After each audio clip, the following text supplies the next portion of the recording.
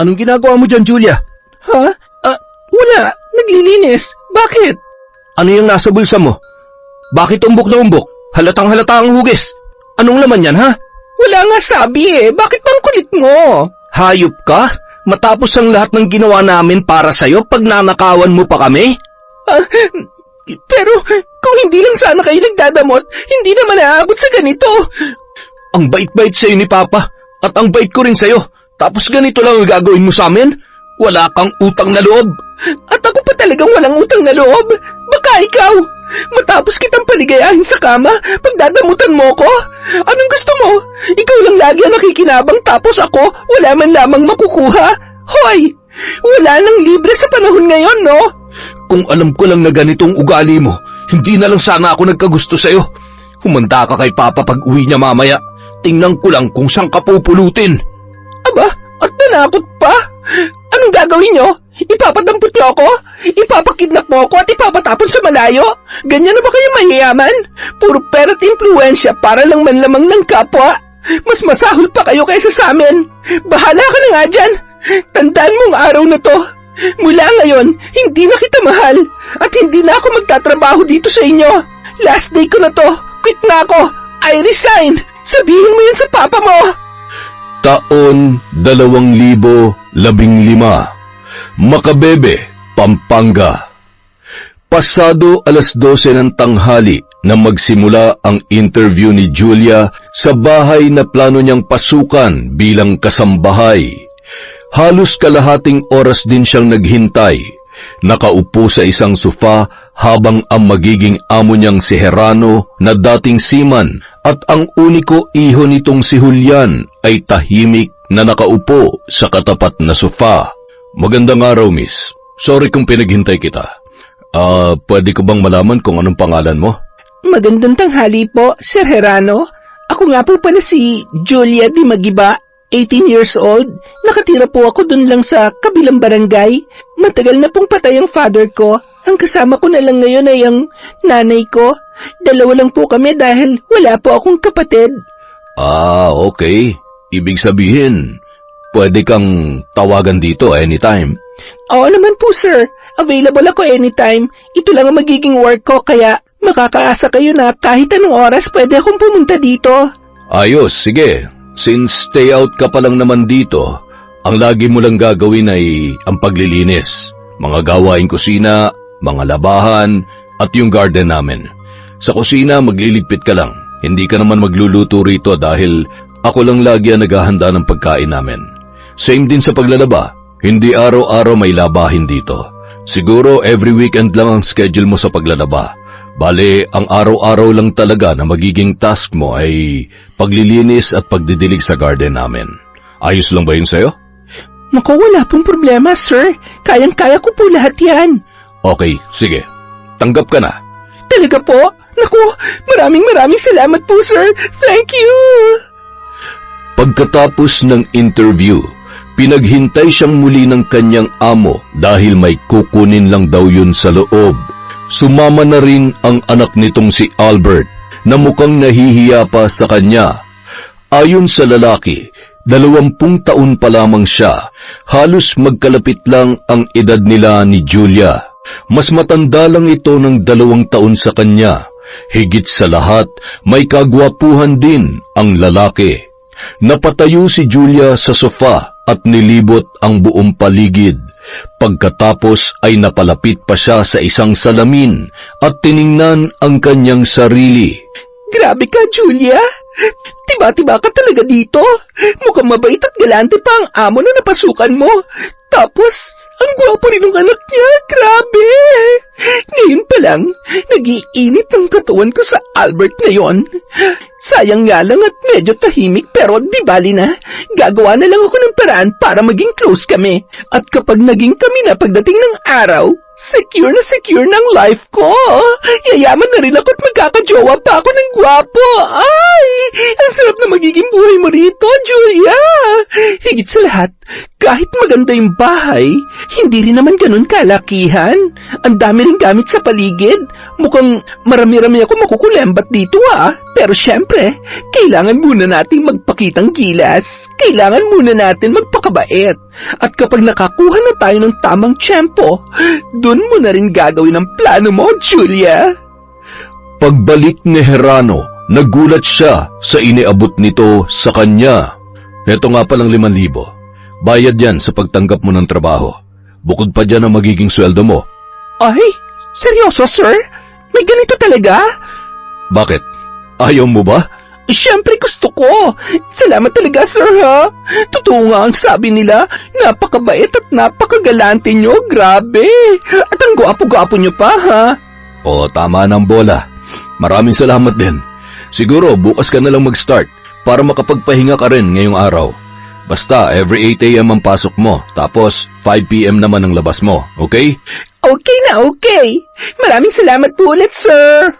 Paglabas ni Julia, muli na naman niyang kinausap ang kanyang sarili. Hay, mukhang magiging masarap talagang buhay natin sa bahay na yun, self. Feeling ko, dito na talaga ako saswertehin. Pagka-uwi niya, naabutan niya ang kanyang inang sinaber na may bago na namang kalampungan sa kama at pareho pang nakahubad ang mga yon. Sanay na siya sa ganoong senaryo. Isa kasing dancer sa club ang kanyang ina at sumasideline din ito sa mga one-night stand. Yon ang ikinabubuhay ng kanyang nanay. Ang perang kinikita nito ay napupunta sa bahay at sa kanyang ibang lalaki. Nay, tingnan niyo tong pamaypay ko, oh. Ay, hoy, ang laki naman ng pamaypay mo, anak. 5,000? Saan galing yan? Saan pa ba? Eh di syempre dun sa inaplayan ko, natanggap na ako bilang kasambahay dun kina Sir Herano, Nay. Yung seaman na may gwapong anak. Hala, seryoso? Dun ka nagpapasok ngayon? Oo, at bukas na rin ang start ko ron. Ang swerte ko, di ba? Nakapasok pa ako sa bahay ng seaman na yon. Alam nyo, yung anak lang naman talaga niya ang target ko eh. Itong susweldohin ko ron, bonus na lamang to. Mabuti naman kung gano'n, anak. Nakatagpo ka na rin sa wakas ng mabebembang mo. Yun lang, Nay. Hindi pa tayo sure dyan. Ang tahimik kasi nung anak eh, masyadong seryoso. Hindi makabasag pinggan. Kaya hindi ko alam kung magagawa ko ba siyang akitin. Pero sana magtagumpay ako, no? Kaya nga gagalingan ko eh, para mawala ng hiya niya sa akin. Naku, Julia, support ako dyan. Para sa ekonomiya, go! Lumandi ka lang! Trulalu! Para sa ekonomiya! Ay, naku, kayo talaga mag-ina, oo, napakakulit nyo. Kinabukasan, maagang pumasok si Julia para sa unang araw niya sa trabaho. Pagkatapos ipaliwanag sa kanya ni Herano ang lahat ng gagawin, iniwan na siya nito dahil papasok daw yon sa trabaho. Ang kasama niya lang doon ay ang anak ng amo nito na si Albert. Ang problema nga lang, nakakulong naman sa kwarto ang lalaki at ayaw lumabas. Tila nahihiya pa rin talaga yon sa kanya, kaya naman parang wala rin siyang kasama sa bahay. Sinimulan niyo na ang paglilinis at nagpatugtog na rin siya dahil bilin ng amo na pwede niya raw gamitin ang ilang mga gamit doon. Nang sa ganon ay hindi siya mainip.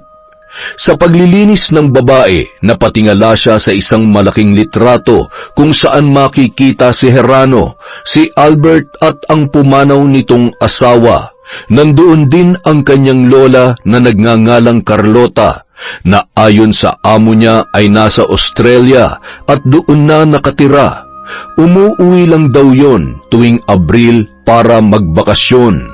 Doon niya napansin na mas kahawig ni Albert ang kanyang ama, habang ang kanyang ina naman ay maagang namatay noong bata pa lamang ang lalaki.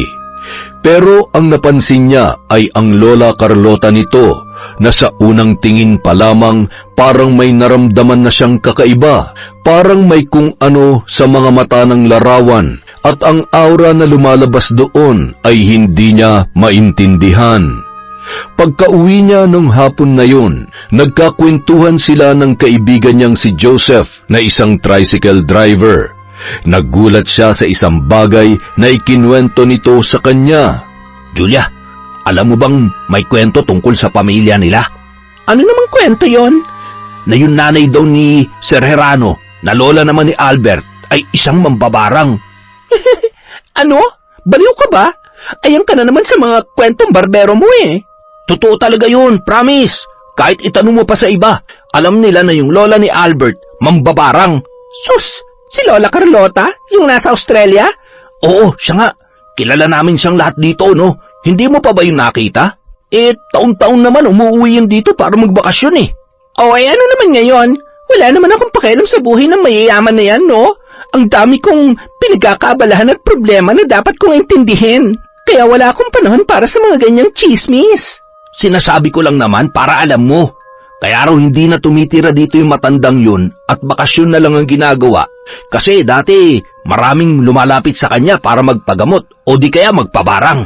Kaso may nabarang siyang isang lalaki dati na inilapit lang sa kanya ng kliyente niya. Ang sabi ng kliyenteng yun, taksil na manloloko raw ang lalaking yun. Kaya syempre, pinatawan niya ng parusa. Kaso, alam mo ba, nalaman ni Lola Carlota na yung babae pala talagang taksil at manloloko. Iniwan niya yung lalaki na totoong nagmamahal sa kanya. Tapos, pinalabas pa niya na yun daw ang manloloko. Kaya ayun, namatay sa barang. At yung babae naman, di kalaunan namatay rin. Matapos patawan ng parusa ni Lola Carlota dahil sa panloloko sa kanya. Kaso yun nga, dahil sa nangyari, labis siya na konsensya kaya nagpatayo sila ng bahay sa Australia at doon na siya tumitira. Nahihiya na siyang mamalagi rito dahil ang dami nagalit sa kanya noon. Hindi raw siya marunong kumilatis ng babarangin. Sus, kung totoo man yan, bakit hindi ko alam? Bakit wala akong naririnig na ganyang kwento? Di ba nga sabi mo ang dami mong problema at mga ganap kaya wala kang panahon sa mayayaman? Natural, hindi mo na mamamalayan yun. Magmula pa noon, wala ka rin namang ibang nasa isip kundi puro lalaki. Ilang beses ka na bang nabigo sa pag-ibig at naglayas dito ng sobrang tagal, ha? Aba, hinalungkat pa talaga nakaraan ko. Pero yun nga, wala akong pakialam kahit anong klaseng salot pa yung lola ni Albert. Basta ko, si Albert ang target ko. Puso at katawan lang niya, sapat na. Kapag naging kami na, kahit gawin pa nila ako mambabarang o mangkukulam, okay lang sa akin. Handa ako magpatusok sa Albert na yon. Ay! Sus, sabi ko na nga ba yan ang dahilan kaya ka biglang nag-apply ng kasambahay ron. Kaya nga nagulat kami dahil bigla-bigla naghahanap ka ng trabaho. Samantalang dati ayaw na ayaw mong inuutusan dahil feeling donya ka sa pagbibigay ng pera sa'yo ng nanay mong pokpok. Hoy, kahit pokpok yon, maasim yon. Kaya nga kita mo, manang-mana ako sa kagandahan at kaseksihan niya. Sus, sige na lang, hindi na kita kokontrahin dyan. Tutal, libre lang naman ang mangarap eh. Aba, talentadong tuwa. Umalis ka na nga dyan. Kinabukasan, abalang muli si Julia sa paglilinis. Sa pagkakataong yun, doon naman siya nagawi sa isang bakanteng kwarto. Binilin yun ni Gerano sa kanya. Kwarto raw yun dati ni Lola Carlota. At kahit matagal pa itong uuwi, nais niyang ipalinis yun kada buwan para naman hindi yun mapaglumaan. Dahil mag-isa lang naman siya roon, ginamit na rin niya ang pagkakataon na yon para mag-usisa. Nais lang niyang malaman kung totoo ba ang sinasabi ni Joseph na isa ngang mambabarang ang matanda. Kung totoo nga ang sinasabi ng kanyang kaibigan, siguradong may gamit yon na may kinalaman sa pambabarang. Tiningnan niya ang ilalim ng kama, lamesa at ang buong paligid hanggang sa makarating siya sa aparador. Pagbukas noon, laking gulat niya nang makita sa sulok ang mga lumang kagamitan na sa tingin niya ay may kinalaman sa itim na mahika. Mayroong libro doon na naglalaman ng mga ritual na nakasulat sa lengguwaheng hindi niya maintindihan. May mga garapon at bote rin na may lamang tuyong dahon, kandilang kakaiba ang kulay at mga purselas o alahas na kakaiba ang disenyo na may mga nakakatakot din na simbolo. Ngunit habang tinitingnan niya yon, biglang bumukas ang pinto ng silid na labis niyang ikinagulat. Nagulat siya nang makita ang pagpasok ni Albert. Agad niyang isinara ang aparador. Buti na lamang hindi siya nito nahuli sa kanyang ginagawa. Nagkatinginan pa sila ng lalaki pagkatapos nitong pumasok. Albert, May kailangan ka? May kukunin lang sana ako. Ganun ba? Ay, sige, kunin mo na lang. Maya-maya, naglakad ang lalaki patungo sa aparador. Tumalikod naman si Julia at nagkunwaring nagwawalis. Ngunit sa paglabas nito, nagulat siya sa nakita niyang daladala ng lalaki. Hawak nun ang itim na librong nakita niya kanina sa sulok ng aparador. Dahil doon, nanlaki ang kanyang mga mata. Sa labis na kuryosidad, napilitan siyang huminto sa kanyang ginagawa at palihim yung sinundan. Pumasok ang lalaki sa loob ng kanyang kwarto at isinara ang pintuan. Sinubukan niyang idikit ang kanyang tenga doon. Narinig niya ang boses ng lalaki. Tila may kausap ito, hanggang sa maging malinaw sa kanyang pandinig na ang kausap sa cellphone ay ang kanyang lola Carlota.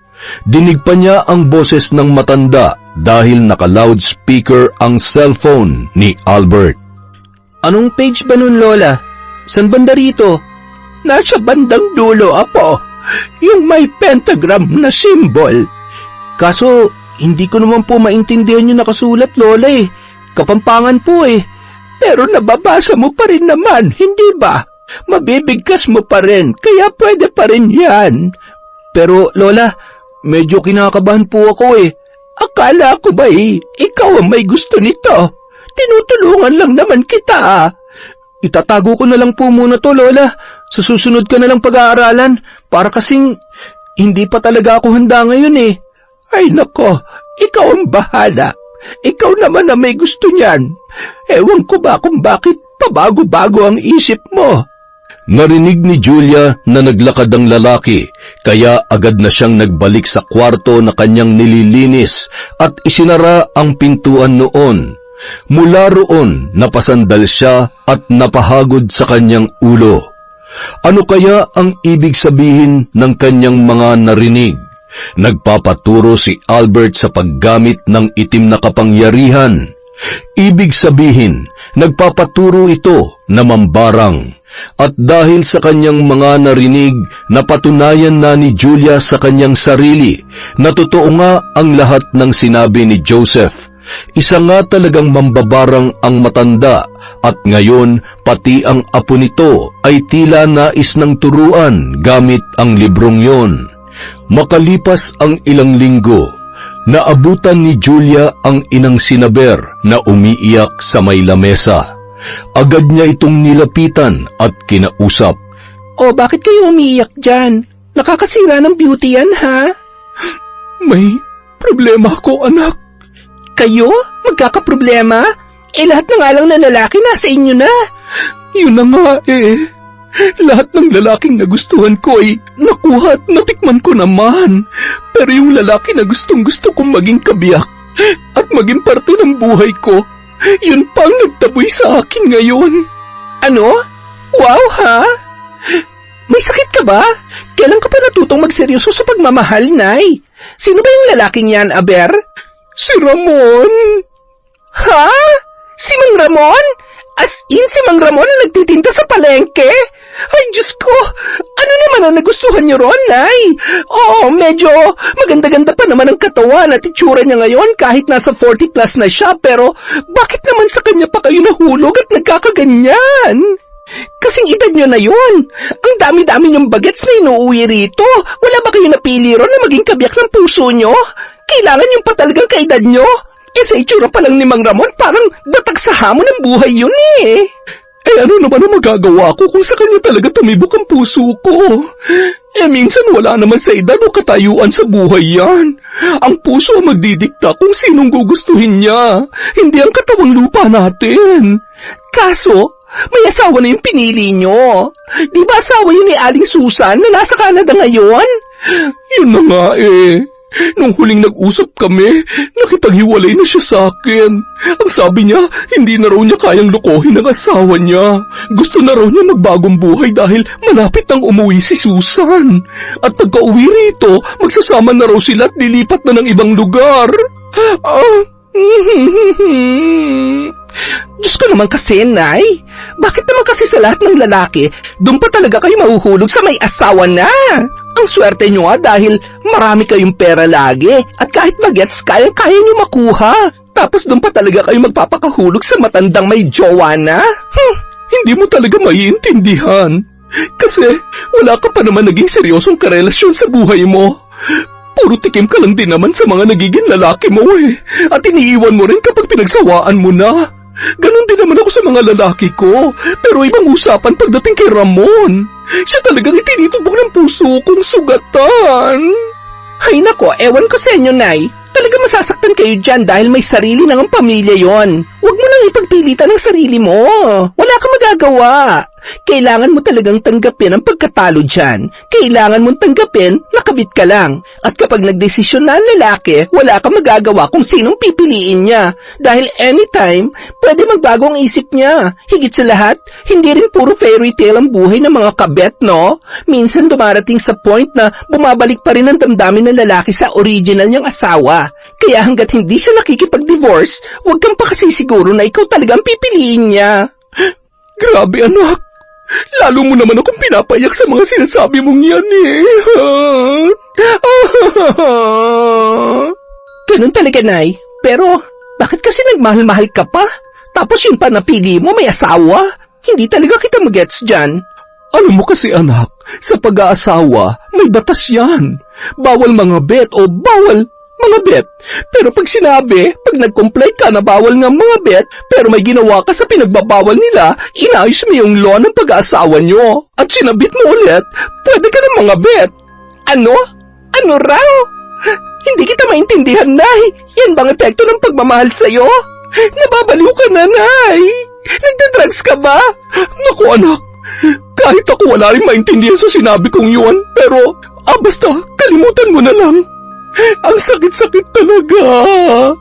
Ganun talaga. Wala tayong magagawa ron kasi kumakabit lang naman tayo eh. Kabit ka lang niya, Nay.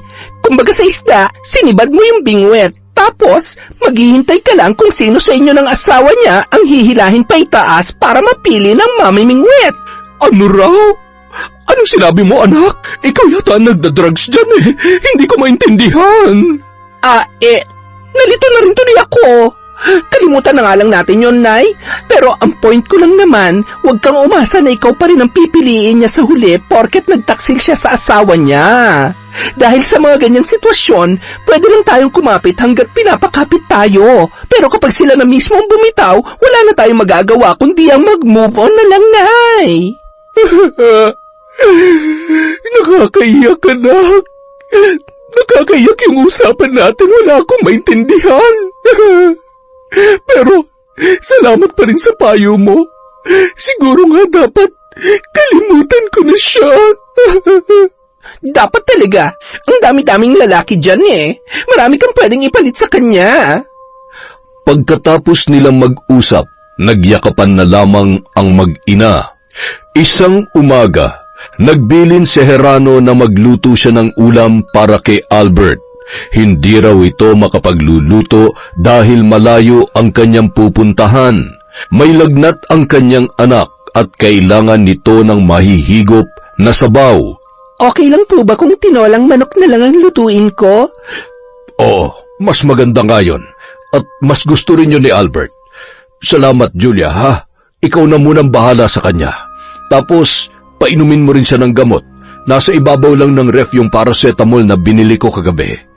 Sige lang po, sir. Ako na pong bahala sa kanya. Ingat po kayo sa biyahe. Maraming salamat. Binilisan ni Julia ang paglilinis sa buong bahay. Pagkatapos ay agad siyang nagtrabaho sa kusina para ipagluto ng pagkain ang anak ng kanyang amo. Mabuti na lang kahit papano may talento siya sa pagluluto, kaya meron siyang magagamit dito para mahulog ang loob ni Albert sa kanya. Pagsapit ng tanghali, hinatid niya na ang pagkain nito sa kwarto gamit ang isang tray. Naabutan niyang balot na balot ng kumot ang lalaki at nakapatay ang aircon sa silid nito. Albert, heto ng pagkain mo. Ipinagluto kita ng tinolang manok. Tamang-tama sa lignat mo para makahigop ka ng sabaw. Salamat po, Ma'am Julia. Ano ka ba? Ang lakas naman makatanda nun. Julia na lang. Alam mo, mas matanda ka pa nga sa akin eh. 18 pa lang ako, no? Ganun ba? Sorry po, hindi ko alam. Akala ko kasi nasa mid-30s na po kayo eh. Ay, grabe siya, oh. Pero sige, I'll take that as a compliment na lang. Total, sabi rin naman nila, kapag nasa 30s ka na, it means matatag at matibay na ang loob mo, di ba? At saka, mature ka na. Ikaw ang nagluto nito? Oo naman, niluto ko yan para sa'yo. Nabanggit kasi ng papa mo na may sakit ka eh, kaya nagluto ako ng sabaw para sa'yo. Para madali mo mabawi ang tubig na nawala sa katawan mo. Kaya sige na, kain na. At pagkatapos mong kumain, inumin mo na tong gamot na binili ng papa mo. 3 times a day to, ha? Tapos, babalikan na lang kita dito mamaya. Salamat, Julia. Oo, tama na yan. Huwag ka na mag-ma'am sa akin dahil hindi naman ako matanda, ha? Magkalapit lang ang edad natin, tsaka mas bata ako sa'yo, okay? Huwag mo rin kalilimutan na ako ang katulong dito at saka ikaw ang amo, ha? Opo. Opo! Huwag ka na mangupo sa akin, mas matanda ka nga. Sige na, maiwan na kita dyan, ha? Magpagaling ka. Pagkatapos ihatid ang pagkain, lumabas na lamang ng kwarto si Julia. Tawang-tawa siya sa naging pag-uusap nila ni Albert. Kahit medyo masakit dahil napagkamalan siya nitong 30 anyos na, ang mahalaga ay nagkapansinan na sila at nabanggit na nito ang kanyang pangalan. Sapat na yun sa kanya para mamula sa kilig ang kanyang muka. Pagkababa sa sala, muli siyang humarap sa salamin. Hay nako, Julia. Ganun na ba talaga katanda ang pagmumukha mo para mapagkamalan kang 30 na? Diyos ko naman. Pero hindi na bale. Ang importante, pinansin niyo na ako at nakapag-usap na kami. Sana magtuloy-tuloy na. Sana lagi lang siyang magkasakit para lagi ko siyang may pagluto. Pero syempre, joke lang yun. Paano ko naman siya matitikman kung sakitin siya, diba? Baka mahawa pa ako. Hay nako, basta, self. Konting taste na lang. Magiging close din kayo ni Albert. Sinisiguro ko sa'yo na mapapasayo rin siya. Makalipas ang ilang araw, gumaling na ang binata sa kanyang sakit. Kaya naman muli na namang nagkulong ang lalaki sa loob ng kanyang kwarto. Hindi na naman makapasok si Julia. Nang mga huling araw na may sakit pa ito, malaya siyang nakakapaglabas-masok doon para hatiran yon ng pagkain at gamot.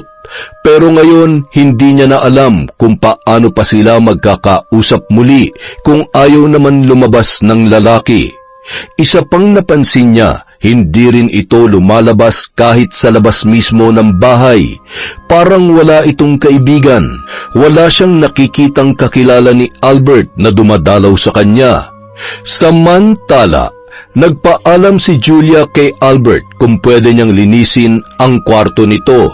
Ibinilin kasi ni Herrano kaninang umaga na dapat raw siya maglinis sa loob ng silid dahil hindi raw marunong magligpit ang lalaki. Sobrang gulo nga naman ang kwarto noon nang siya ay pumasok. Mabuti na lamang pinayagan siya nito at hindi yun umalis sa loob ng silid. Bagkus ay umupo lamang yon sa harap ng mesa at nagbasa ng libro. Pero nagulat siya nang makitang ang binabasa nito ay ang itim na libro na kinuha niya sa aparador ni Lola Carlota, ang librong naglalaman ng mga ritual sa pambabarang. Habang siya ay naglilinis, panay ang sulyap niya sa lalaki na sobrang abala sa pagbabasa ng libro. Napapaisip tuloy siya kung sino ang pwedeng maging kaaway ng lalaki para patawan nito ng barang. Gayong napakatahimik lamang noon at hindi lumalabas ng bahay. Nang matapos sa pagbabasa ang lalaki, nakita niyang sinara nito ang itim na libro. Doon niya sinamantala ang pagkakataon para makapag-usap silang muli. Lumapit siya sa bandang aparador at nagkunwaring nagpupunas. Albert, ano yung binabasa mo? Wala. Libro lang yun ni Papa. Ganon? Hindi ka ba naiinip dito sa kwarto mo? Parang hindi kasi kita nakikitang lumalabas eh. Bakasyon pa kasi. Wala namang pasok. Pero kahit naman walang pasok, pwede ka namang gumala o mamasyal sa labas, diba? Para makapag-exercise ka rin at mas gumanda ang katawan mo. May mga gym equipment naman ako dito sa kwarto. Dito na ako nag-exercise. Ganun ba? Wala ka bang balak lumabas o gumala kahit sandali lang? Ayaw mo bang makasagap ng sariwang hangin? Hindi ako mahilig lumabas eh. Tsaka, nahihiya rin kasi ako. Hala, bakit naman? Wala lang. Wala naman kasi akong masyadong kakilala rito eh. Ano ka ba? Wala kang dapat ikahiya. Mababait naman ang mga taga rito. Hindi sila mahilig kaya hindi ka rin pakikialaman ng mga yan kahit lumabas ka pa. Nung sinubukan ko kasing lumabas at maglakad-lakad, ang daming nakatitig sa akin. Medyo masama din ang tingin nila kaya hindi ko maiwasang mailang. Alam mo, ganun lang talaga sila minsan. Siyempre, bihira ka lang nilang makita, kaya natural lang na mapapatingin talaga sila sa'yo. Curious kasi ang mga yan. Pero kapag araw-araw ka na nilang nakikita, promise, hindi ka natititigan ng mga yan. Oo nga, siguro. Sana, tama ka. Alam mo, buti pa, subukan natin maglakad. Marami akong alam na pasyalan dito na siguradong mag-e-enjoy ka. Kapag wala na akong ginagawa sa hapon, minsan samahan mo ako sa labas para malibang ka rin at para masanay ka rin sa outside world. Promise, marami magagandang pasyalan dito. Sige, next time. O sige, next time babalikan ulit kita. Sa loob, lihim na kinikilig si Julia dahil narinig niyang muli ang mahinhin ngunit napakamaskuladong boses ni Albert. Siya yung tipo ng lalaki na napakahinhin, napakaamo pero napakasarap tingnan. Parang isang putahe na hinding-hindi pagsasawaan ni Julia. Isang araw, nakumbinsi niya si Albert na lumabas. Naubusan na kasi ito ng pagkain sa ref kaya napilitang sumama sa kanya at naggrocery. Yun ang kauna-unahang nakita niyang nakalabas ang lalaki at nakasama pa. Sobrang kilig na kilig ang dalaga. Feeling niya pag-aari niya na si Albert.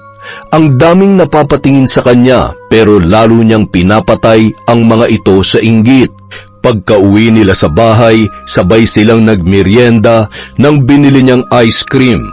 Bakas ang kasiyahan sa mukha ng lalaki. Mukhang nag-enjoy yon sa ginawa nilang paglabas. O diba, sabi ko sa iyo masayang lumabas. Salamat Julia sa pagtulong sa akin sa groceries. Walang anuman, pero alam mo, dapat sanayin mo ng sarili mo na lumabas ngayon. Huwag kang mahihiya. Kita mo naman kanina, diba? 3 beses tayo nagpalakad-lakad dun sa malapit sa amin. Nung una, ang dami talagang tumitingin sa'yo. Pero nung pangalawa at pangatlo, hindi ka na nila pinapansin kasi nasanay na sila. Kaya kung gusto mong hindi ka na nila tingnan, dalas-dalasan mong paglabas ng bahay. Sige, susubukan ko yan. Salamat ulit, Julia ha. Nang sumunod na linggo, muli niyang nakumbinsing lumabas si Albert. Habang nagbibihis ito ng pang-alis, nakita niyang naghubad ito ng t-shirt at nagpalit ng damit na panlabas. Sobra siyang nabighani nang makita ang napakakinis at napakalaki nitong katawan. Puno yun ng muscle at litaw na litaw ang abs kahit hindi nagpe-flex. Napakaganda rin ng hugis ng likod ni Albert. Kaya naman, paglabas nila, hindi niya maiwasang kiligin habang naglalakad. Walang ibang pumapasok sa kanyang isip kundi ang napakagandang katawan nito. At kahit may damit na yon, litaw na litaw pa rin ang kamatsyohan. Dahil sa paglabas-labas nilang yon, unti-unti niya nang nakukuha ang loob ng lalaki. Dumating ang araw na hindi niya na yon kailangang pilitin pa dahil ito na mismo ang kusang lumalapit sa kanya para magyayang lumabas. Lagi siyang nililibre ni Albert at kapag nasa bahay ay lagi na rin silang magkasabay kumain. Mula noon, hindi na nagkukulong ang lalaki sa kanyang kwarto. Ine-explore niya na ang bawat sulok ng bahay kung saan siya naglilinis. Nakikipagkwentuhan na rin ito sa kanya. At kung magkulong man yon sa kwarto, malaya na rin siyang nakakapasok doon. Hindi na yon nahihiya kay Julia. Isang umaga, habang siya ay nagluluto ng tanghalian, nagpatugtog siya ng Bluetooth speaker sa sala. Pinatugtog niya ang paborito niyang kanta. Bigla namang bumaba si Albert at naabutan siya roon. Lumapit yon sa kanya at nagtanong kung ano ang ulam. Ay, eto, nagluluto ako ng pikadilyo. Kumakain ka ba nito? Oo naman. Isa rin yan sa mga paborito ko. Ganun ba? Sige, konting hintay na lang. Malapit na itong matapos. Alam mo, ang sarap ng mga luto mo. Saan mo natutunan yan? Siyempre, tinuruan ako ng nanay ko. Alam mo kasi, 2 na lang kami magkasama sa bahay. Kaya, sino pa ba magtutulungan, diba? Kaya ayun, murang edad pa lamang, naturuan niya na ako ng mga gawaing bahay. Sa tingin mo ba matatanggap ako rito kung hindi ako marunong ng ganito? Ang galing mo pala. Ang dami mong talent sa pagluluto, Julia. Naku, ng bola pa. O siya, sige na, umupo ka na ron. Malapit na tumatapos. Ihanda mo na rin ang plato mo. Okay, ikukuha na rin kita ng plato mo. Sabay tayong kakain. Ay, Diyos ko po. Ito na yun. Jackpot! Ha? Ano yon? Wala. Ang sabi ko, ihanda mo na yung mga plato tapos ako naman, magsasandok na ng ulam. Hindi maiwasang maglulundag ni Julia pagtalikod ni Albert. Sobrang kilig na kilig ang dalaga. Kulang na lang ay sumabog ang mukha niya sa labis na pamumula. At nang magsalo nga sila ni Albert sa mesa, para na siyang nasa langit, dala ng sobrang kasiyahan. Pati ang lalaki ay napansin ang pamumula ng kanyang muka. Julia, may sakit ka ba? Kasi yung mukha mo parang namamaga. Hindi wala. Ganito lang talaga ako kasi mainit ang panahon Ikaw ba, hindi ba namumula rin yung mukha mo kapag mainit? Hindi naman. O siya, sige, kumain na tayo. Isang gabi, kakwentuhan muli ni Julia ang kanyang ina. Katatapos lang nung makipagbembangan sa bagets na bisita kanina, kaya naman ngayon, pinagsasaluhan nila ang natirang beer at mga pulutan sa mesa. O ano anak, anong latest natin ngayon? May balita ka ba dyan? Hay nako, Nay. Umaayon talaga ang lahat sa plano ko. Alam mo ba, sobrang close na kami ngayon ni Albert. Talaga ba? Paano mo napaamo yung lalaking yun? Sa itsura mong yan. Talaga lang, Nay, ha? Ikaw pa talaga magsasabi niyan, imbis na palakasin mo ang loob ko? Sorry naman, hindi lang kasi ako makapaniwala Ano bang ginawa mo't naging close na kayo? Aba, syempre ginamit ko ang ganda ko. Tapos, araw-araw ko rin siyang binubusog sa sarap ng luto ko. Ayun, siya na mismo nag-aaya sa akin ngayon na lumabas. Ang sweet, diba? Lagi niya kaya ako nililibre tuwing hapon. Grabe ha? Ano nang balak mo sa kanya? Syempre, doon na tayo sa final step. Unti-unti ko na siyang aakitin hanggang sa bumigay na siya sa akin. Feeling ko malapit na talaga mangyari yun, Nay. Malapit na kami sa exciting part. Kaya ito todo ko na to para sa ekonomiya. Gora anak, para sa ekonomiya. Para tumaas na lalo ang ekonomiya ng buhay natin at makalipat na tayo sa maganda-gandang bahay. At makabili na rin ng sariling gamit. Itaas mo ang bandila natin. Mag-asawa ka ng mayaman, tapos bigyan mo rin ako ng magandang lahi. Ay, grabe ha. Hindi pa nga kami kinakasal na Pero pwede rin naman. Malay mo tanggapin agad ang katawan ko yung ano niya, diba? Naku, ang saya-saya nito. Kinabukasan, pagkatapos niyang maglinis sa sala, nagtungo siya sa kwarto ng lalaki para doon naman maglinis.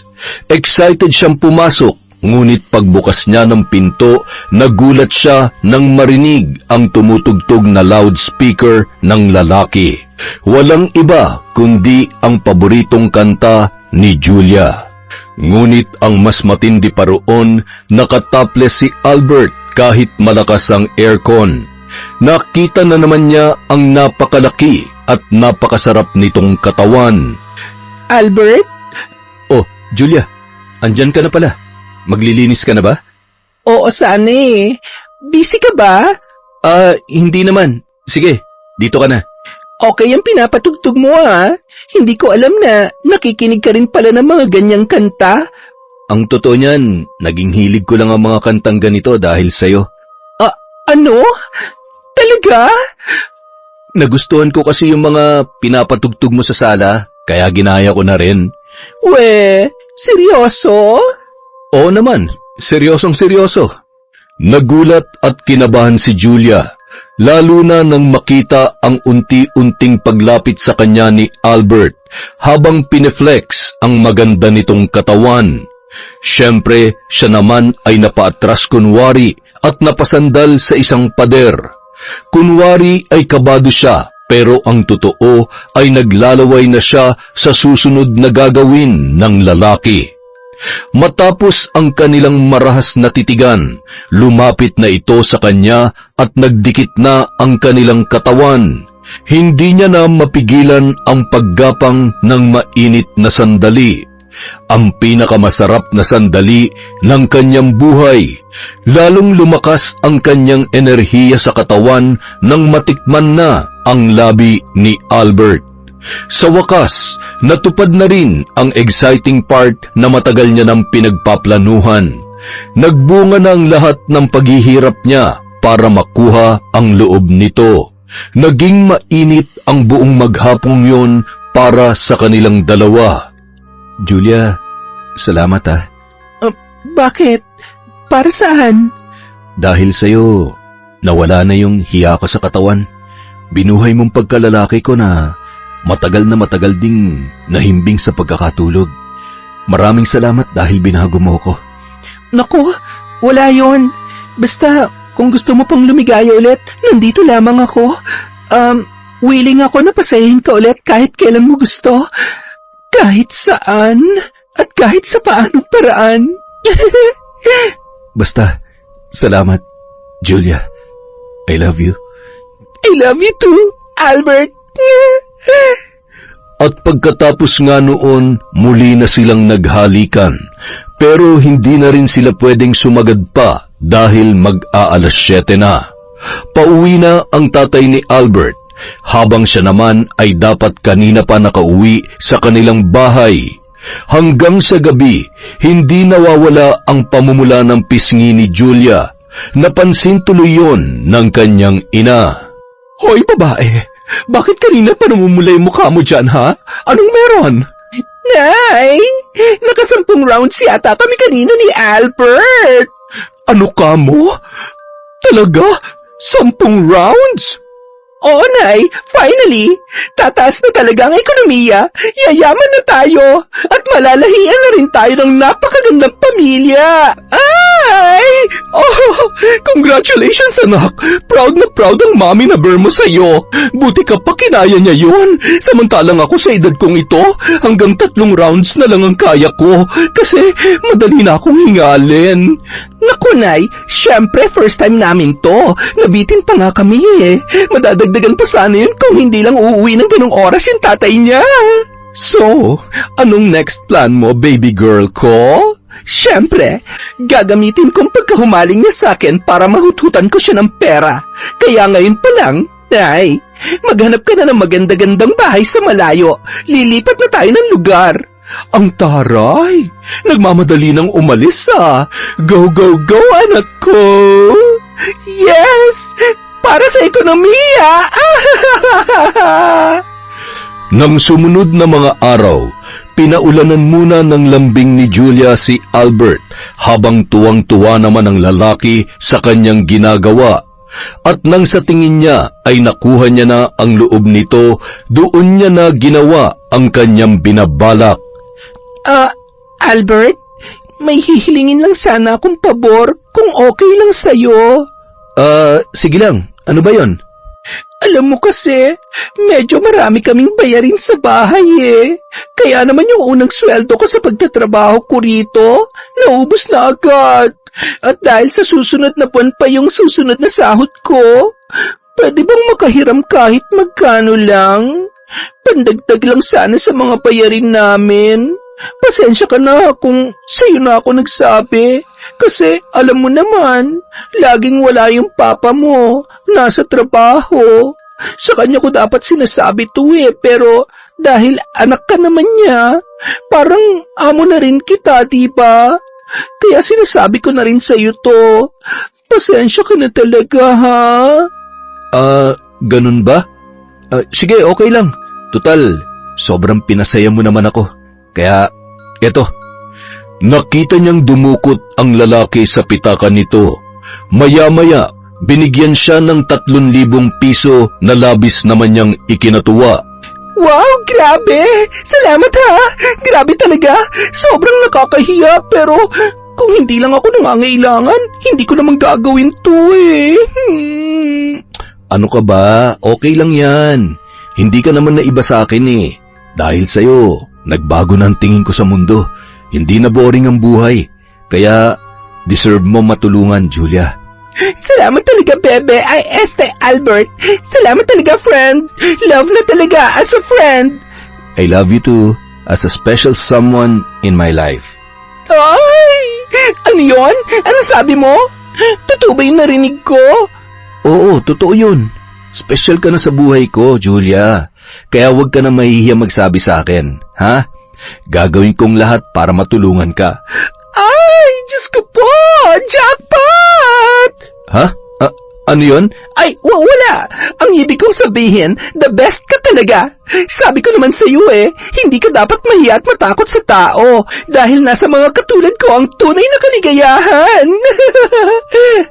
Makalipas ang 1 linggo, pagkatapos maglinis sa sala ay naisipang akyatin ni Julia si Albert. Ipinagluto niya pa yun ng merienda para lalo yung matuwa sa kanya. Pero nagulat siya nang makita yung lumabas ng kwarto at pumasok sa silid ng kanyang lola. Nagulat pa siya dahil muling dinala nito ang itim na libro. Pasimple siyang sumunod at sumilip sa pintuan. Nakita niyang isinoli ng lalaki ang itim na libro sa sulok ng aparador. At bago pa siya nito mapansin, umiwas na agad siya at nagbalik sa may hagdanan. Kaya paglabas nun sa pintuan, naabutan siyang paakyat pa lamang kunwari ng hagdan. Dala ang hinanda niyang merienda. Hi, Albert. Etong merienda mo, Tara na sa baba. Akala ko busy ka pa rin Sige. Susunod na lang ako. Salamat, Julia. Pagkababa ng lalaki, sabay silang kumaing muli. At nang makuha niya na ulit ang kiliti noon, doon na siya muling humirit ng pera. Ang dahilan naman niya ay nagkasakit daw ang kanyang nanay, kaya kailangan ng pambili ng gamot. Alam mo naman na sa katapusan pang sahod ko kaya walang-wala pa talaga ako ngayon. Pasensya ka na talaga, Albert. Sige lang, kukuha ko ng pera mamaya sa taas ha. Para sa'yo, Julia. Ibibigay ko ang lahat. Salamat talaga, love. I love you as a special someone to my heart. I love you too, baby Julia. Ay, ano ba? Kumakain ako Baka mabulunan ako sa kilig niyan. Habang nagtatagal ang kanilang kakaibang relasyon, dumadalas na rin ang paghingi ni Julia kay Albert. Sa pagkakataong yun, hindi na lang pera ang kanyang hinihingi, pati na rin ang mga alahas at ibang gamit sa bahay na karamihan ay pag-aari ng yumao niyang ina. Sa una, nakukumbinsi pa niya ang lalaki na magbigay, pero nang hingin niya na ang isang espesyal na kwintas ng kanyang nanay, doon na ito tumanggi sa kanya na punong-puno ng lungkot at hiya. Sorry talaga, Julia, pero hindi na talaga pwede to Importanteng gamit kasi to ni Mama. Kahit si Papa inaalagaan to at kabisado niya to. Kapag bigla tong nawala, sigurado magagalit sa akin si Papa at akong una niyang pagagalitan. Ano ba naman ang meron dyan sa kwintas na yan? Patay na nga Mama mo, diba? Ano pang silbi niyan kung nakatago lang yan dyan? Akin na, sige na. Huwag ka mag-alala. Paliligayahin ulit kita mamaya. Teka, may sentimental value kasi to para kay Papa Kaya ayaw niya tong ibenta o ipamigay. Alam mo naman yun, di ba? Ay nako, Kapag hindi mo binigay sa akin yan, magtatampo ko. Hindi na kita pagbibigyan sa gusto mo. Sige ka. Ay, teka, wag naman ganun.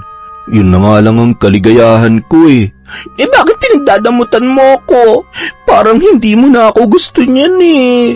Siyempre naman gusto kita, ano ka ba? Ikaw nga ang kaligayahan ko eh. Eh paano naman ako? Hindi mo man lang ba ako paliligayahin sa pamamagitan ng pagbibigay ng mga gusto ko? Ha? Eh, yang kasing kwintas na yan, ibang usapan na kasi yan, Julia eh. Ay nako, bahala ka dyan.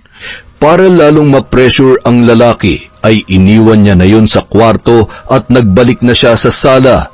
Sinadya niyang hindi yun pansinin buong maghapon. Sa huli, sa kabila ng takot at panghihinayang, ibinigay pa rin sa kanya ni Albert ang hinihingi niyang kwintas. Doon lang niya nginitian ang lalaki at kinausap. Gumanti rin ito ng yakap sa kanya pero halatang hindi ito ganap na masaya. Kinurot niya na lamang niya yon sa pisngi, saka hinalikan.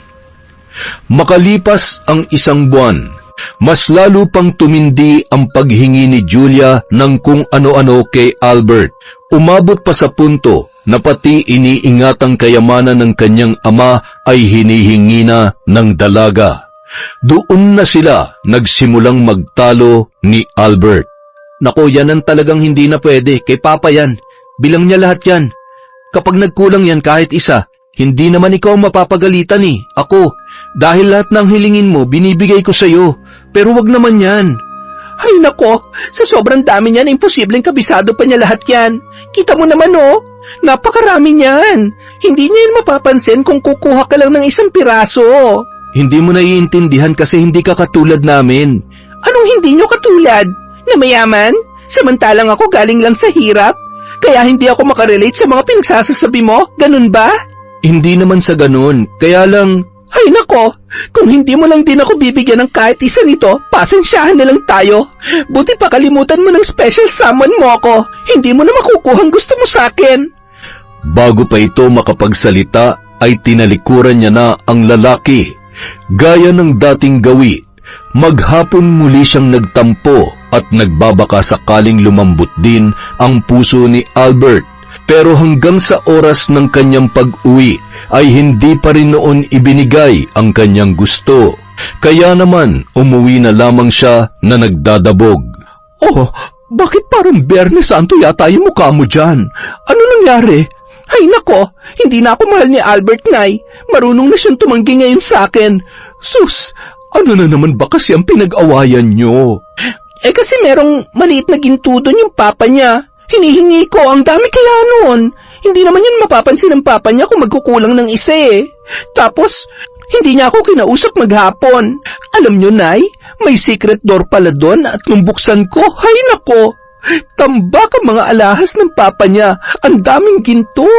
Ano ba naman yung kumuha lang siya ng isang piraso para maibigay sa akin, di ba? Sa dami nun, hindi yung mahalata ng tatay niya.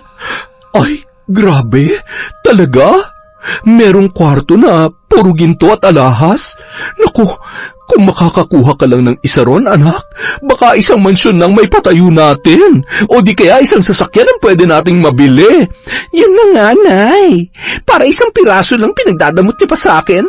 Akala mo naman mabibilang pa yun ng tatay niya. Ay, grabe talaga. Ngayon lang ako nagalit ng ganito sa isang tao. Kung sino pa man yung kinababaliwan ko, siya pa ngayon ang kinamumuhian ko ng sobra. Dagdagan mo pa kasi ang paglalambing mo sa kanya. Baka kasi kulang ka lang sa lambing. Baka puro ka lang hingi, hindi mo siya pinapaligaya. Naku, Nay, araw-araw ko na siyang pinapasaya ngayon sa kama, no? Ang dami ko nang ginawa sa kanya kung tutuusin. Tapos ako, hindi naman araw-araw nanghihingi pero tinanggihan niya pa rin ako. Bahala siya. Kung susuwayin niya ako ngayon, magkakagulo at magkakahiyaan talaga kami. O ano nang balak mo niyan? Napangiti na lamang ang dalaga. Hindi niya na muna sinabi kung ano ang tumatakbo sa kanyang isip dahil may isang plano pa siya na balak gawin. Kinabukasan, habang busy pa ang lalaki sa kwarto, sinamantala niya ang pagkakataon. Nagtungo siya sa silid ni Sir Herano at muling binuksan ang secret door sa ilalim ng kama nito. Dumampot siya ng 2 piraso ng ginto at mabilis na isinilid sa kanyang bulsa. Ngunit paglabas niya sa ilalim ng kama, laking gulat niya nang makita niya si Albert. Nakatayo na pala roon ang lalaki at nasaksihan ang kanyang ginagawa. Bakit ka nandyan, Julia? Ha? Wala. Naglilinis lang. Bakit? Ano yung nasa bulsa mo? Ba't umuumbok yan? Anong laman yan? Wala nga sabi eh. Bakit bang kulit mo? Pero nagulat siya nang biglang usisain ng lalaki ang kanyang shorts. Muntik pa siyang mahubaran dahil doon. Sa huli, nahulog ang 2 piraso ng ginto na kinuha niya at mabilis yung napulot ng lalaki. Sa sobrang galit, hindi niya napigilang sampalin si Albert. Galit naman ang lalaki na tumitig sa kanya. Napakasama mo. Matapos ang lahat ng ginawa namin para sa'yo, pagnanakawan mo pa kami. Bakit? Kung di ka lang sana nagdatamot yan, hindi naman naaabot sa ganito. Ang bait-bait sa'yo ni Papa. Ang bait ko rin sa'yo. Tapos ganito lang ang gagawin mo sa amin? Wala kang utang na loob. At ako pa talagang walang utang na loob. Bakit ikaw? Matapos kitang paligayahin sa kama, pagdadamutan mo lang ako? Anong gusto mo? Ikaw lang lagi ang nakikinabang tapos ako wala man lang makukuha? Hoy! Wala nang libre sa panahon ngayon, no? Kung alam ko lang na ganitong ugali mo, hindi na lang sana ako nagkagusto sa'yo. Humanda ka kay Papa pag uwi niya mamaya. Tingnan ko lang kung saan ka pupulutin. Aba, at nanakot ka pa? Bakit? Anong gagawin nyo? Ipapadampot nyo ako? Ipapadakip nyo ako at ipapatapon sa malayo? Ganyan na ba kayo mayayaman? Puro pera at impluensya na lang para man lamang sa kapwa? Mas masahol pa kayo kaysa sa amin. Bahala ka nga dyan. Tandaan mong araw nito. Mula ngayon, hindi na kita mahal. At hindi na ako magtatrabaho dito sa inyo. Last day ko na to. Quit na ako. I resign. Sabihin mo rin yan sa papa mo. Julia, sandali lang. Wala na akong pakialam sa'yo. Padabog na isinara ni Julia ang pinto. Lumabas na siya at mangyak-ngyak na umalis sa bahay na yon. Masakit man yon para sa kanya, pero kailangan niyang panindigan ang galit para ipakita sa lalaki ang kanyang hinanakit. Ganoon talaga siya kapag hindi na pagbibigyan sa kanyang gusto. Ganoon din ang dahilan kaya siya nakipag-break noon sa mga dati niyang nobyo. Gulat na gulat naman ang kanyang ina nang mabalitaan ang kanyang pagre-resign. Ano ka mo? Hindi ka man lang nagpaalam kay Sir Herano? Alam nga naman, hintayin ko pa siya. Alas 7 pandating nun sa bahay, tapos ako, uwing-uwi na ako kanina dahil sa galit. Basta, bahala na siya magsabi sa tatay niya. Wala na akong pakialam sa kanila. Kung yan ang desisyon mo, anak, hindi kita pipigilan. Kung saan ka masaya. Maghahanap na lang ulit ako ng ibang trabaho. Pahingi na lang ako ng pamasahe, Nay. Pupunta ako sa Bulacan. Doon ako maghahanap ng trabaho. Ay, sige. Bibigyan kita mamaya. Bukas ka na ba aalis? Oo, bukas na. Siguradong hahanapin nila ako at ayoko sila makita. Lalo na yung Albert na yon. Kaya magpapakalayo-layo muna ako. Ay nako, ikaw talaga. Manang-mana ka talaga sa akin kapag nagtatampo. Isang pabor lang na hindi na pagbigyan, hiwalay na agad. Yan ang dahilan kaya hanggang ngayon hindi na ako nakahanap ng kapalit sa tatay mo eh. Ay nako, sobra talagang pinasama ni Albert ang loob ko. Pero akala niya tapos na kami, na hanggang doon na lang yon. Nagkakamali siya. Kahit wala na kami, sisirain ko ang buhay niya para makita niyang hinahanap niya. Bakit anak? Ano na naman ang binabalak mong gawin? Baka hindi niya alam. May video ko ng isa sa mga nangyari sa amin dati. Wala siyang kaalam-alam na vinidyohan ko yung nangyari sa amin. At yun ang gagamitin ko para hututan siya. Wow! Grabe, panteleserye na tong ginagawa mo, anak. Pero ikaw ang bahala dyan, ha? Buhay mo yan. Ako may sarili rin akong problema na dapat harapin kay Ramon. Lalo na't nalaman na ng asawa niyan tungkol sa amin. Dahil sa mga chismosa nating kapitbahay. Ayun, pati tuloy ako may gulo ngayon. At hindi mo na kita matutulungan dyan, ha? Hindi na bale, Nay. Ako na bahala dito. Kayang-kaya ko to. Tingnan na lang natin kung makakalabas ka pa kapag kumalat ang video nating dalawa. Nanlisik ang kanyang mga mata, dala ng sobrang galit. Nang sumunod na araw, bumiyahe na siya patungong May Kawayan, Bulacan at doon naghanap ng trabaho. Mabuti na lamang may bakanteng posisyon bilang production worker sa Lemon Square na nadaanan niya. Kaya doon na siya nag-apply at hindi kalaunan ay natanggap. Gamit ang perang ibinigay ng kanyang ina, nangupahan siya ng maliit na kwarto doon para may matuluyan siya sa pag-uwi na malapit sa trabaho. Mukhang mapapatagal ang pananatili niya doon. Nag-usap na kasi sila ng kanyang nanay na medyo matagal siyang hindi uuwi sa Pampanga. Isang araw, habang naghahanda sa pagpasok si Julia, biglang tumawag ang kanyang ina. Hello, Nay? Bakit? Anak, nagpunta rito si Herano kanina. Tinatanong ka niya. Ano naman ang sabi niyo? Ayun, sabi ko nasa ibang lugar ka na, malayo rito. Kaso, galit na galit eh. Nalaman na pala niya yung panghuhut-hut na ginagawa mo kay Albert, pati dun sa pagtatangka mo sa alahas niya. Kaya gusto ka raw niya makausap. At kapag hindi daw kita binigay sa kanya, magkakagulo raw tayo dito. Ay, Diyos ko, natatakot na ako, anak. Hay nako, ganyan naman sila mayayaman eh. Gagamitin talagang impluensya para man lamang ng kapwa. Hayaan nyo, Nay. May alas ako sa kanila. Gagamitin ko na yon para baligtarin sila. Tingnan ko lang kung hindi sila magdusa kapag napahiya ang anak niya sa gagawin ko. Nang araw ding yun, ikinalat niya na online ang kanilang sex video. Nilapatan pa niya yon ng caption na pamamahiya kay Albert. Makalipas ang ilang linggo, unti-unti na ngang nag-viral ang kanilang video. Marami na ang nakapanood, nag-download at nag-share. Marami rin ang natawa dahil sa performance ni Albert sa kama. Parang hindi raw ito sanay at nagbukang bata na tinuturuan ng magulang. Sa pagkalat ng naturang video, nasira ang pangalan ni Albert sa kanilang bayan. Pati na rin ang kanyang ama dahil kilala ang kanilang pamilya na matataas na tao sa kanilang lugar. Dahil dito, hindi na nakapag-enroll si Albert sa eskwelahan. Natanggalan pa siya ng scholarship dahil sa skandal na yon. Lalo siyang hindi nakalabas ng bahay hanggang sa mauwi na yon sa depresyon. Lagi na lang siyang nagkukulong at umiiyak sa kanyang kwarto. Hindi na siya makausap ng maayos at hindi na rin makakain ng mabuti.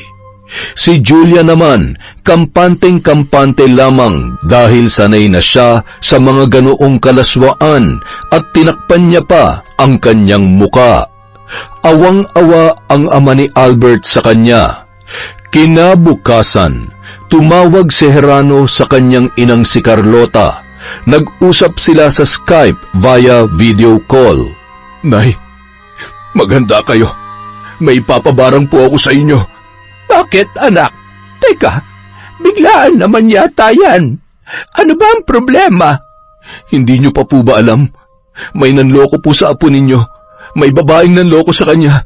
Matapos siya utu-utuin, kinalat pa ng babae sa internet ang private video nila. Ang kapal ng babaeng yun. Hindi na siya nahiya sa pinaggagawa niya. Tapos, pinagnakawan pa kami nun dito sa bahay, Nay. Pati yung kwintas ng asawa ko natangay niya. Sirang-sira na rin ang reputasyon ni Albert ngayon. Pati sa school niya, tinanggalan na siya ng scholarship. Hindi na tuloy makapasok dahil nahihiya siya sa mga tao. Ano? Sino yung hayop na babaeng yan na sumira sa apo ko? Ipakita mo siya sa akin. Isend mo ang litrato ng hinayupak na babaeng yan. Ipipm ko na lang sa inyo, Nay. Naging kasambahay namin siya dito. Ang akala ko naman matino siyang babae. Kaso mas malala pa pala sa demonyo. Hinding-hindi ko siya mapapatawad. Nasaan na si Albert? Gusto kong makausap ang apo ko. Nandun po sa kwarto niya, Nay, nagkukulong. Mamaya na lang siguro. Susubukan ko muna siyang kausapin ulit. Alam niyo naman ang ugali ng apo niyo, kaya nahihirapan talaga siya ngayon. Humanda sa akin ang babaeng yon, kung sino man siya. Nang gabi ring yun, natanggap ni Lola Carlota ang litrato ng babaeng tinutukoy ni Herano. Nakita niya yun. Halos umasim ang muka ng matanda sa itsura ng dalaga. Ayon sa kanyang anak, Julia Di Magibaraw ang pangalan noon. Humanda ka sa aking hayop ka. Kung nagawa mong lokohin at utuin ang apo ko, pues wala ka nang mauuto ngayon sa gagawin ko sa'yo. Gigibain kita! At agad niyang sinimulan ang ritual ng pagpaparusa. Ginamit niya ang isang backup phone at doon dinownload ang litrato ng babae. Nang i-zoom in niya ang mukha nito sa screen, sinimulan niya yung dasalan habang napapalibutan ng mga itim na kandila sa lamesa. Madilim ang silid at isang lampara lamang ang nagbibigay liwanag sa paligid. Maya-maya pa, kumuha siya ng isa sa mga kandila at sinimulang patakan ang screen. Sa bawat patak ng kandila, umuusal ng kakaibang ritual si Lola Carlota gamit ang kanilang wika sa Pampanga. At nang mapuno na ng patak ng kandila ang screen ng cellphone, binudburan niya ito ng itim na pulbura at binuhusan pa ng 5 piraso ng uod at maliliit na insekto na agad dumikit sa patak ng kandila. Kinabukasan, magkausap sina Albert at Lola Carlota sa video call. Apo, kamusta ka na dyan? Medyo okay na po, Lola. Nahihiya po ako sa mga tao. Nakapag-usap na nga po pala kami ni Papa kanina. Hanggang ngayon ba'y hindi ka pa rin pumapasok? Hindi ko po kaya, Lola. Sabi ko po kay Papa next year na lang ako papasok. Hihinto muna ako ngayon. Hindi ko po talaga kaya. Hiyang-hiya po ako sa mga tao. Kung yun ang makapagpapagaan sa loob mo, sige, ayos lamang. Tatanggapin ko na rin. Huwag ka mag-alala na ipaghiganti na kita, Apo. Hindi magtatagal, matitikman ng babaeng yan ang parusang hindi niya iniisip na mararanasan niya. Sorry po, Lola. Kung hindi lang sana ako nagpauto at nagpakatang sa babaeng yun, hindi niyo na sana ginawa yan. Kasalanan ko po ang lahat ng ito. Huwag mong sisihin ang sarili mo, Apo ko. Kung walang mga taong mapang-abuso at mapagsamantala sa kahinaan ng iba, hindi rin aabot sa ganyan ang sitwasyon mo. Kaya ipagkatiwala mo ito sa akin. Ako na ang sisira sa buhay ng babaeng yon para malaman niya kung gaano katinding pagkakamali ang ginawa niya na pagsamantalahan ka. Salamat po, Lola. Sayang, siya pa naman yung ikinukwento ko sa inyo dati na bago naming kasambahay na medyo gusto ko. Akala ko kasi nung una mabait talaga siya. Hiniram ko pa nga yung itim na libro nyo dahil balak ko sana mag-aral ng gayuma para mapalapit siya sa akin. Kaso, nalaman ko may gusto rin pala siya sa akin. Kaya hindi ko na itinuloy. Tapos akala ko nun totoo na yung pagmamahal niya. Hindi ko akalaing ganitong gagawin niya, Lola. Kaya lang pala niya ako minahal para makahuthut siya ng pera sa amin. Hindi niya na yun magagawa ngayon. Lalo na't hindi magtatagal, masisira na rin ang kanyang buhay. Mas matindi pa sa pagkasira ng buhay mo ngayon. Maraming salamat po ulit sa pag-unawa niyo, Lola. At pasensya na ulit sa katangahan ko. Promise po, hindi na po ito mauulit. Maagang bumangon si Julia nung araw na yon para sa panibagong araw ng trabaho. Bago maligo, umupo muna siya sa inidoro para maglabas ng dumi sa katawan. At pagkatapos noon, wala sa loob na sinilip niya ang inidoro. Nagulat siya dahil may nakahalong uod at insekto sa dumi niya. Siksikan ang mga yon at nakakapangilabot tingnan. Sa sobrang takot, agad niya yung binuhusan para mawala sa kanyang paningin. Labis na kinabahan si Julia. Akala niya nagkataon lamang yon, pero sa tuwing tatawagin siya ng kalikasan, lagi na lang may halong uod at insekto ang kanyang dumi.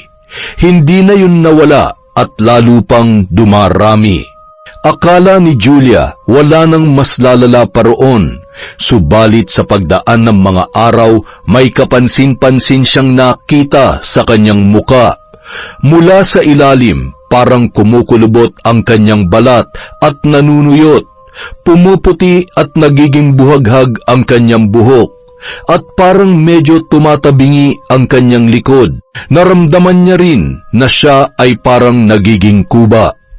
Ang buong akala niya ay epekto lamang yon ng stress, pero lumipas pa ang ilang mga araw, mas lalo pang tumitindi ang kanyang pagtanda, hanggang sa hindi niya na halos makilala ang kanyang sarili. Ibang-iba na ang kanyang itsura ngayon. Parang sa loob lamang ng isang linggo ay naging 80 anyos na agad ang edad niya base sa kanyang itsura. Nang siya ay magsalita, naging magaspang na rin ang kanyang boses. Nagsimula na rin siyang makaramdam ng rayuma at ibang mga karaniwang sakit na pangmatatanda. Dahil dito, hindi na rin nagawang makapasok ni Julia. Nang sinubukan niyang humingi ng tulong sa kanyang boss, natakot lang yon at tinaboy pa siya. Iba-iba naman ang naging reaksyon ng iba pang taong nakakakita sa kanya. May iba naaawa, ang iba naman natatawa. May iba ring nagbubulungan, pero sa kabila ng lahat, wala sa mga ito ang nagmalasakit man lang sa kanya at nag-alok ng tulong. Lalo siyang nanlumo sa kanyang sarili. Dahil dito, nawalan na rin siya ng ganang lumabas ng bahay at gaya ng ginagawa ni Albert ngayon, nagkukulong na lang din siya sa kanyang apartment. Kinabukasan, napilitan na siyang sunduin ng nanay niya roon nang mabalitaan nito ang nangyari sa kanya. Pati yon ay gulat na gulat rin at awang-awa sa kalagayan ng kanyang anak. Diyos ko, anak! Ano nangyari sa'yo? Bakit ka nagkaganito? Hindi ko po alam. Nay, sa tingin ko, pinarurusahan na ako ng pamilya ni Albert. Di ba, mambabarang daw ang lola niya. Mukhang siya nang gumagawa nito sa akin. Naku po, Diyos ko, ano na kaya ang gagawin natin? Natatakot po akong bumalik sa Pampanga, Nay, dahil sigurado lalo lang nila akong lalayitin doon kapag nilaman nila ang aking kalagayan. Pero mukhang hindi na rin po ako magtatagal dito, Nay, kasi natanggal ako sa trabaho dahil sa nangyari. Wala nang may gustong tumanggap sa akin, kaya wala na rin ako ipambabayad dito sa apartment. Huwag ka mag-alala, anak. Akong bahala. Ako na muna magbabayad ng apartment mo para hindi ka muna umuwi sa atin. Mas delikado ka ron dahil hinahanap ka pa rin ni Hirano. Ako na lang ang sumasalo sa galit niya sa'yo kapag pumupunta siya sa bahay. Pero hindi talaga kita kayang isuko sa kanya, anak. Kahit anong mangyari, kahit marangin din nila ako. Nay, ayoko po ng ganito. Ayokong tumanda ng ganito kabilis, Nay. Huwag ka mag-alala.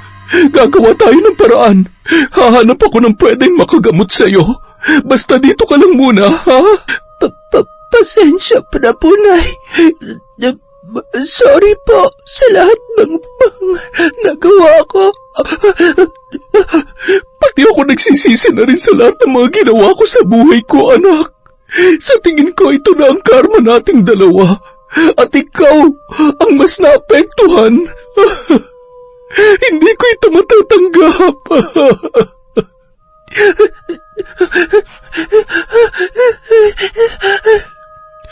Pagkatapos tumanda ng muka at katawan ni Julia, labis na kalungkutan ang namayani sa apartment. Walang oras na hindi siya ginugulo ng kanyang takot at konsensya. Bukod sa pagtanda, isa ring nagpapahirap sa kanya ay ang kanyang pagdumi, na tuwing maglalabas siya noon, lagi itong may halong uod at insekto. Minsan buhay pa ang mga yun at gumagapang sa kanyang inidoro.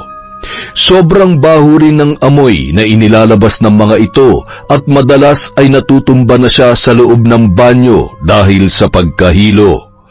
Ang buong akala niya, kapag kinalat niya ang video ni Albert ay masisira ang buhay ng lalaki. Pero ngayon, parang ang buhay niya pa ang mas nasira kesa dito. Dahil ang videong pinakalat niya ay siguradong makakalimutan din ng lahat at makakapamuhay pa uli ito ng normal, lalo na at may pera naman ang kanyang pamilya. Pero sina Julia wala nang ang pera, ganoon pa ang sinapit. At kahit ano pang gawin niya, siguradong hindi na rin siya makakapamuhay ng normal sa ganoong kalagayan. Kaya naman, matapos ang ilang linggong pag-iisip, isang desisyon ang namuo sa kanyang loob. Agad niyang tinawagan ang kanyang ina at ikinagulat din noon ang kanyang sinabi. Kinabukasan, sinundo na siya ng kanyang nanay at bumalik na sila sa Pampanga. At ang unang lugar na kanilang pinuntahan ay ang bahay ni Naherano. Kahit alam niyang mapapahiya siya oras na makita ng mga ito ang kanyang muka, ay ginawa niya pa rin. Desperada na talaga ang dalaga. Anong ginagawa mo ritong babae ka? Sir Herano, alam ko po, napakalaki ng kasalanan ko. Kaya ngayon po, ibinababa ko ang sarili ko at humihingi po ako ng tawad sa inyo. Para saan pa? Sinira mo ng buhay ng anak ko. Hanggang ngayon, hindi pa rin siya nakakapasok sa eskwela. Natanggalan siya ng scholarship. Ang daming nawala sa kanya. Higit sa lahat, sinamantala mo ang kahinaan niya. Alam ko po yun, Sir Herano. Kaya nga po, humihingi ako ng tawad. Nagsisisi na po ako sa lahat ng mga kasalanan ko. Ano pang silbi ng paghingi mo ng tawad? May babalik mo pa ba sa dati ang buhay ng anak ko? Alam ko pong wala na akong magagawa para mabago pa ang buhay niya. Pero sana hayaan niyo po akong mabigyan ng pagkakataon na mabuhay muli at maituwid ang pagkakamali ko. Magbabago na po talaga ako. Hindi ko man maibabalik ang nangyari, pero nangangako ako na hindi na ako gagawa ng masama sa kapwa ko at hindi ko na sasamantalahin ang kahinaan ng iba. Sana mapagbigyan niyo po ako ng pagkakataong magbago at mabuhay pa muli na normal. Parang awa niyo na po, sir. Nagmamakaawa po ko sa inyo. Samantala, naririnig ni Albert ang kanyang sinasabi pero hindi ito lumalapit. Nakatanaw lang yun habang nagngingilid ang kanyang mga luha. Sa bandang huli, walang malinaw na sagot na nakuha si Julia sa kanyang amo. Hindi niya alam kung napatawad ba siya nito o hindi. Pero pinili niyang wag mangulit para hindi lalong madagdagan ang sama ng loob nito sa kanya. Dahil sa nangyari, tinanggap na lang niya na baka ito na talaga ang kanyang kapalaran. Makalipas ang 1 taon, doon palang nakabalik sa normal na buhay si Julia.